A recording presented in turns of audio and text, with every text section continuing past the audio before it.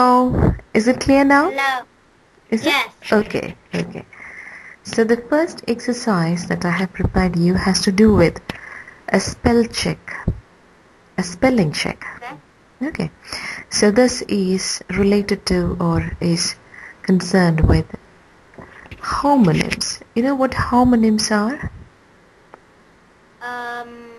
Not that much. Okay. But I think you have heard of that, haven't you? yeah, I have. So just I think look. homonyms are it has it has a different spelling but sounds the same. Very good. That's the point. So you have to look at the questions on the board and decide which word best suits it. Say for instance, that's the first question on the board.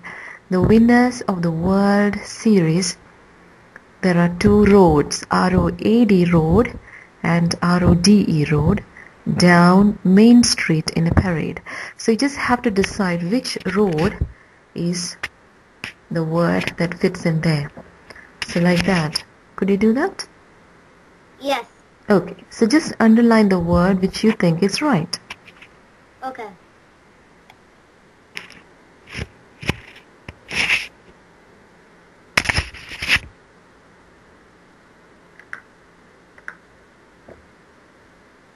So could you do the next question then? Yeah. Okay.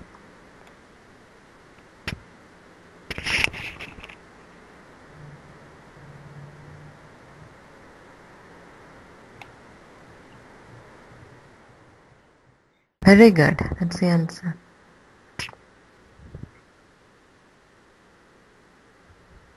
I don't know what the second meaning means.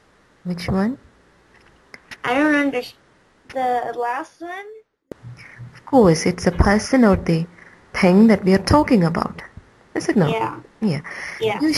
Usually nouns come as a subject of a sentence. Say for instance, if I say Benita is, or if I say Benita learns English. Okay. Now which is the subject here? Benita. Benita, that's right. Now if I say Benita's English workbook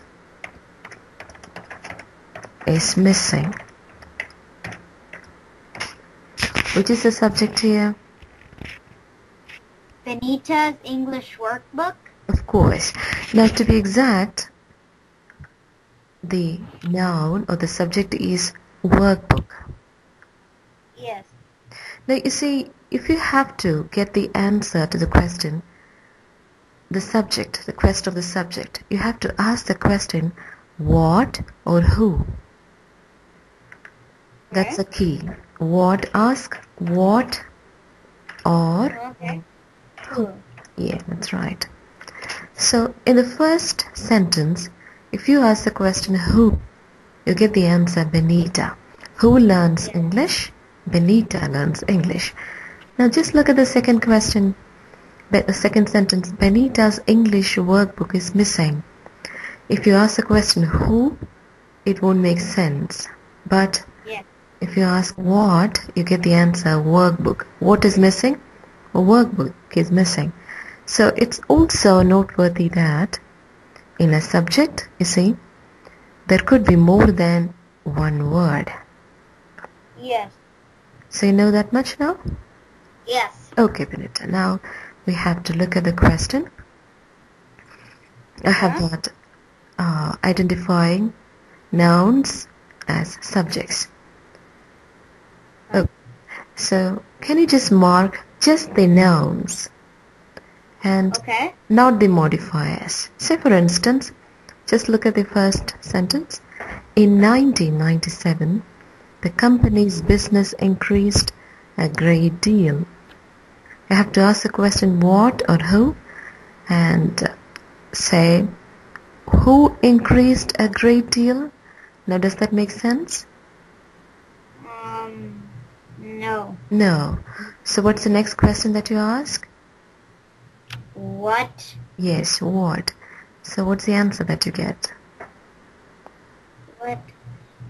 What increased a great deal? See? That's the remaining question, like this part. Just add what or who to this part. What increased a great deal? Yeah. So what answer will you get? The company's business. Very good. So to be strict, which is a noun then? Is it the company's increased a great deal or is it the business? The business. Business. So these two words come as modifiers. That is? Yes. It gives more information about the noun. The noun. Yeah. Now, can you just look at the remaining questions and underline just the nouns which come as a subject? Okay. Yeah.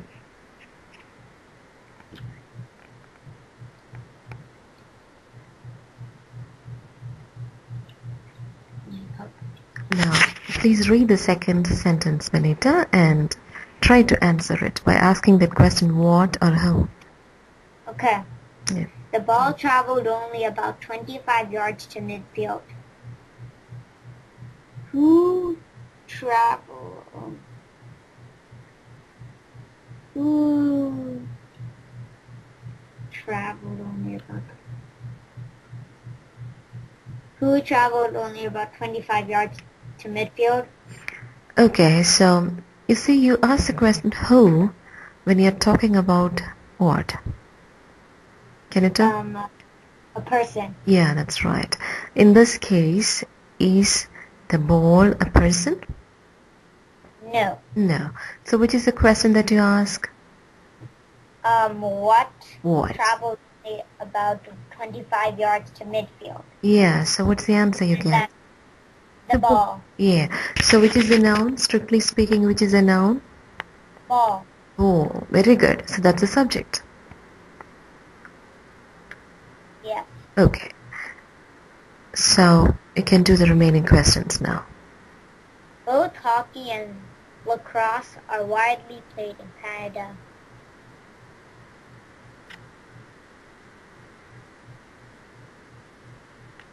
So what are widely played in Canada? Very good. So Hockey and lacrosse. That's right.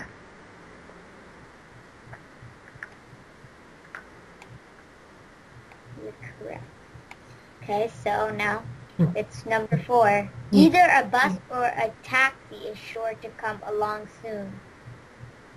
What is sure to come along soon? Bus or taxi? That's right. Exactly. A list of books dealing with career choices is available. What is available? Yeah. Career choice. There have been many radio appeals to stay out of the area.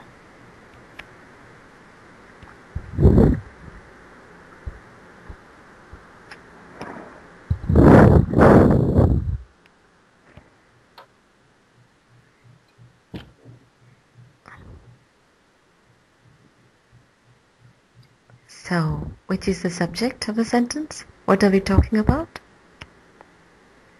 We are talking about radio appeals. Very good. So what's the subject then?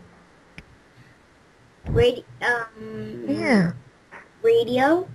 Is it radio or is it appeals? Appeals. Appeals. So you see, Benita, there will never be this word used as the subject of the sentence. This word there will never be used as the subject of a sentence. So if this comes, you please understand that it stands for the subject. So there will be the subject somewhere else in the sentence. So you see? Subject. Yes. Yeah, subject appears after some words in the sentence. Normally the sentence contains a subject in the first position, but if the word there comes, The subject reading, of course. Okay. Now let me just take that out, the slide. Reading. Yes. Okay.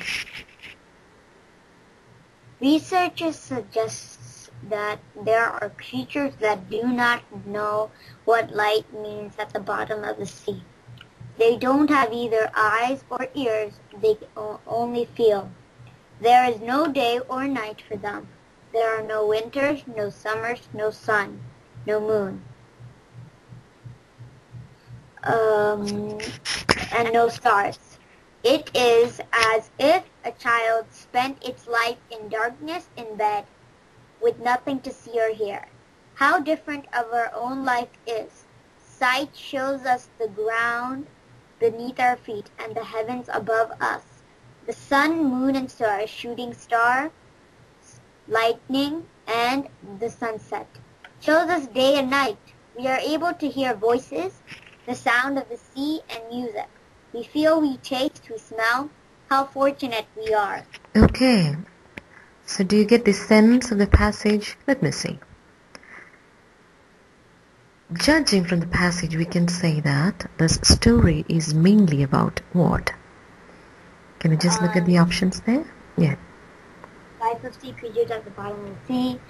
How changes in the season are perceived by the deep sea creatures. How wonderful our lives were and will be. Differences among creatures of the earth and those of the sea.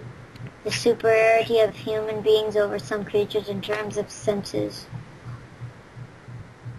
It's about D. The differences among creatures of the earth and those of the sea. Is it that? Are we talking about creatures of the earth? Benita, that's a very wide term. No. We were talking about A, life of sea creatures at the bottom of the sea. Okay, so let's go back to the question. I mean, to the passage. Okay, What is the first sentence? Researchers suggested that there are creatures that do not know what light means at the bottom of the sea. Okay, now what about the last sentence? How fortunate we are. Okay, so what do you think this passage is about now? How does the passage begin? How does it end? Is the passage talking about the creatures at the bottom of the sea towards the end of the passage? Do you think so? No. No, it ends in a different note. So that means that the passage is talking about two different things. Yes. Okay, so just look at the options again now. The life of sea creature at the bottom of the sea. How changes in the seasons are perceived by the deep sea creatures. How wonderful our lives were and will be. The differences among creatures of the earth and those of the sea. The superiority of humans being over some creatures in terms of senses. No.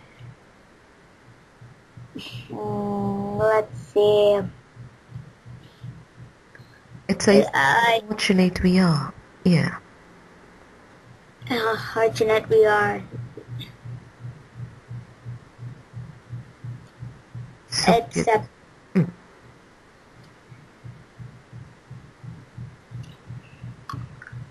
I think it's